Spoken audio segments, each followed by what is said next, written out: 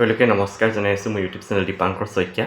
যিসকলে মোৰ ইউটিউব চেনেলটো প্ৰথমবাৰৰ কাৰণে ভিজিট কৰিছে তেওঁলোকে লাইক, কমেণ্ট আৰু ছাবস্ক্ৰাইব কৰি দিব। বৰ্তমান মই এক্সিছ বাৰ্ছৰ ক্লাছসমূহ অসমৰ বিভিন্ন জিলাত দি আছোঁ।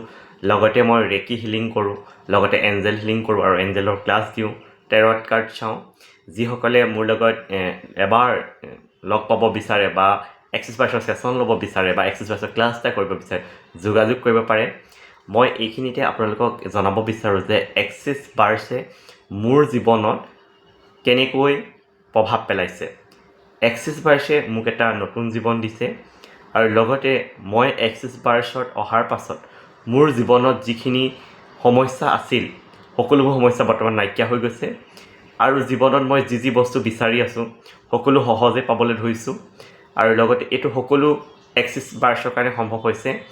আৰু এক্সিছ বাৰ্ছ নিশিকোঁতে যেতিয়া আমি কিবা এটা কথা ভাবি থাকোঁ বা কিবা এটা আমাৰ প্ৰয়োজন হয়, হয়তো সেই বস্তুটো পাবলৈ অলপ জটিল আছিল। যেতিয়া আমি এক্সিছ বাৰ্ছ শিকিলোঁ লগে লগে আমি বস্তুটো সহজেই পাবলৈ ধৰিলোঁ। যিহেতু আমাৰ এক্সিছ বাৰ্ছৰ কিছুমান ষ্টেটমেণ্ট থাকে আৰু সেই ষ্টেটমেণ্টবোৰ যেতিয়া আমি দৈনন্দিন জীৱনত ব্যৱহাৰ কৰি থাকিম তেতিয়া আমাৰ জীৱনত মেজিক এণ্ড মিৰাকুল হ'বলৈ আৰম্ভ কৰে। আৰু এইখিনিতে মই আপোনালোকক জনাব বিচাৰোঁ যে আমাৰ এক্সিছ বাৰ্ছৰ ক্লাছটো এদিনীয়া হয়, য'ত আগবেলা থিয়ৰী থাকে আৰু পাছবেলা প্ৰেক্টিকেল হয়। আৰু আগবেলা থিয়ৰী আৰু পাছবেলা প্ৰেক্টিকেল কৰাৰ পাছত আপুনি এখন ইণ্টাৰনেশ্যনেল চাৰ্টিফিকেট পাব এক্সিছ বাৰ্ছৰ প্ৰেক্টিচনাৰ হিচাপে।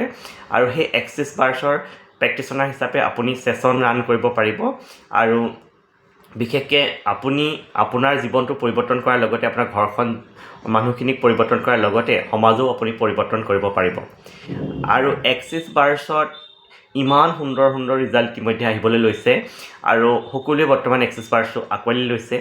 আৰু যিসকলে এক্সিছ বাৰ্ছৰ বিষয়ে এই মুহূৰ্তলৈকে জনা নাই আপোনালোকে হয়তো ইউটিউব বা গুগলত ছাৰ্চ কৰিলে গম পাব এক্সিছ বাৰ হয় কি।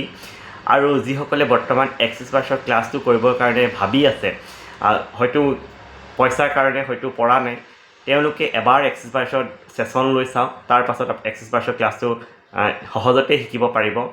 আৰু যিহেতু এক্সিছ বাৰ্ছ আপোনাৰ ছাত্ৰ ছাত্ৰীসকলৰ কাৰণে বহুত উপযোগী হয়। যিসকল ছাত্ৰ ছাত্ৰী পঢ়াত অমনোযোগিতা হয় তেওঁলোকক যদি এক্সিছ বাৰ্ছ ৰান কৰা হয় আৰু তেওঁলোকে পঢ়াৰ প্ৰতি যিটো মনোযোগিতা সেই বস্তুটো আহিবলৈ লয়। লগতে এক্সিছ বাৰ্ছে আপোনাৰ এটা সাংঘাতিক পৰিৱৰ্তন কৰি দিব পাৰে আপোনাৰ জীৱন। আপোনাৰ জীৱনত যিখিনি বাধা আহি আছে সেই সকলোবোৰ বাধা এক্সিছ বাৰ্ছে ৰিমুভ কৰিব পাৰে। গতিকে আপোনালোকে যদি বিচাৰে যে এক্সিছ বাৰ্ছৰ এটা ক্লাছ কৰোঁ, এক্সিছ বাৰ্ছৰ এটা ছেশ্যন লওঁ, আপোনালোকে ল'ব পাৰে।